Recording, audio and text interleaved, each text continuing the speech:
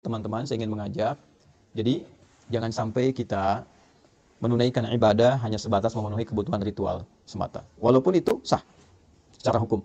Tapi kalau ingin merasakan nikmatnya berislam, bawa nilainya, praktekkan dalam berkehidupan. Anda kalau nggak tahu nikmatnya, mohon maaf, ya, belum tahu nikmatnya, la yasraqu minkum, hai orang-orang beriman, jangan saling mencela. Praktekkan ayat itu, tidak saling mencela. Baru terasa berislam itu bagaimana. Kalau mau tahu nikmatnya berinfak, bawa itu, cari orang, dekatkan dia, bikin program di KMI. Dulu saya pernah inisiasikan tuh. Ya, tidak semua orang di Jepang itu kan, mohon maaf, ya punya kemapanan. Ya, kemapanan dalam materi, termasuk orang kita ataupun orang Jepang, tetangga kita dan sebagainya. Kenapa kita praktekkan? Untuk mendapatkan indahnya berislam. Masak bagi dengan tetangga. Ya, ada lansia-lansia butuh perhatian, tengokin, bareng-bareng, ya kan? Jagain, bahagiakan dia, kirimkan bunga, sampaikan. Ketika ditanya, Anda begitu baik, katakan, Islam yang mengajarkan saya untuk bersikap seperti ini. Baru Anda rasakan keindahan Islam itu di situ. Ya, jadi kalau cuma kita praktekkan ibadahnya, baru terasa spiritualnya. Tapi kita tidak merasakan dampak-dampak kehidupan duniawinya. Nah, ini yang barangkali saya ingin dorong, supaya 3 bagian yang tadi saya sampaikan. 1, pemaknaan tentang subuh. 2, korelasinya dengan fajar. Dan 3, implementasinya dalam kehidupan kita. Sehingga insya Allah, besok-besok kalau kita menunaikan subuh lagi, kita sudah siap dengan agenda apa yang kita siapkan dalam kehidupan kita. Nanti koreksi di siang hari. Sampai siang itu tercapai nggak? Apa yang belum jadi ibadah? Makanya siang disebut sholatnya sholat zuhur, bukan nahar. Padahal siang dalam bahasa Arab disebut dengan nahar. Zuhur itu artinya jelas, idhar, jelas terang, man amana, tidak didengungkan. Sudah sampai siang, sudah jelas belum capaiannya? Evaluasinya bagaimana? Mengajar Anda sudah benar belum? Berapa yang sukses dari murid yang Anda ajarkan? Pahami itu. Yang kedua, pertanyaan besarnya, dari semua yang diajarkan itu, ada nilai pahalanya nggak? Ada yang kenal Allah nggak? Kan? Mungkin Anda ditugaskan berada di sini. Yang pertama, supaya mensujudi tapak-tapak bumi yang mungkin belum pernah dipakai sujud. Peran Anda di sini 1. Yang kedua, sedapat mungkin mengenalkan Allah bagi setiap orang-orang yang hadir di lingkungan ini yang belum tentu kenal Allah. Dan selamat Anda yang terpilih, bukan orang-orang seperti kami. Maka optimalkan itu dalam kehidupan kita. Sampai zuhur, cek. Kemudian saya percepat, asar, bukan sore, tapi asar. Asar itu setiap waktu dan momentum yang mengiringi kita, manfaatkan sebaik-baiknya supaya ada hal-hal positif yang bisa kita kerjakan. Setiap waktu yang Allah kasih, upayakan jadi hal positif.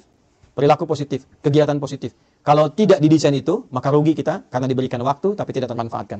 Wal 'asr, innal insana lafi. Insan disebutkan kurang lebih 65 kali di Quran, menunjuk pada totalitas manusia dalam beraktivitas. Kata Allah, manusia yang beraktivitas tapi tak mampu memanfaatkan waktu yang saya kasih, maka itu orang-orang yang rugi karena tak mampu mengkonversi waktu itu menjadi nilai positif. Illal ladzina amanu, kecuali orang beriman. Orang beriman punya visi yang beda. Nah, disinilah dipertaruhkan iman kita. Maaf, orang beriman itu dia mampu mengkonversi, memanfaatkan waktu menjadi perbuatan-perbuatan positif. Illal ladzina amanu wa amilus sholihat wa tawassaw bil haq. Maka ayo saling ingatkan teman-teman yang lain. Bikin database, satukan, saling ingatkan. Terus teman-teman bikin komunitas. Tapi mohon maaf, jangan bersaing untuk dunia. Fastabiqul khairat, saling melengkapi. Ya, di sini ada ormas, ada PCIM, PCINU. Dari dulu tuh alhamdulillah kita bangun masjid kompak, duduk sama-sama, kajian bareng. Kalau ada masalah keumatan, dudukkan bareng-bareng, bikin inspirasi dari sini sehingga tenang rasanya. Ya, kajian kitab dari NU sampaikan. Nanti kajian budaya Muhammadiyah bahas bareng-bareng, sampaikan. Yang lain-lain bikin komunitas. Ya, ada teman-teman yang komunitasnya misalnya di Tokyo di sini, ada yang di Ayase, ada yang Yokohama, macam-macam. Satu kan tuh saling melengkapi. Kalau bisa kajiannya melengkapi, jangan semua dibikin sama.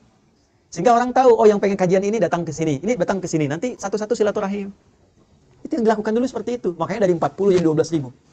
Ya, wa tawassaw bis sabar. Pelajari fikihnya sebelum dilakukan, pelajari dasarnya sehingga kita mengerti apa yang ingin kita raih. Sabar jaga itu sampai muncul akhir penghujung kehidupan kita, maghrib. Walillahil masyriqu wal maghrib. Fa aina ma tuwallu fatamma wajhullah. Kemanapun kita beraktivitas, kita merasa Allah menatap kita, memperhatikan kita. Rasakan kita diawasi oleh Allah. Sampai terakhir, tibalah waktu kita untuk pulang. Sesibuk-sibuknya Anda, asya, harokatnya di atas fathah. Ya, mencari ma'isyah untuk hidup, beraktivitas, berangkat, kerja. Sekarang, silahkan. Tapi pada akhirnya, semua itu akan turun ke bawah, selesai, purna, dan tuntas. Berubahlah harokat dari fathah ke kasrah. Dari asya menjadi isya.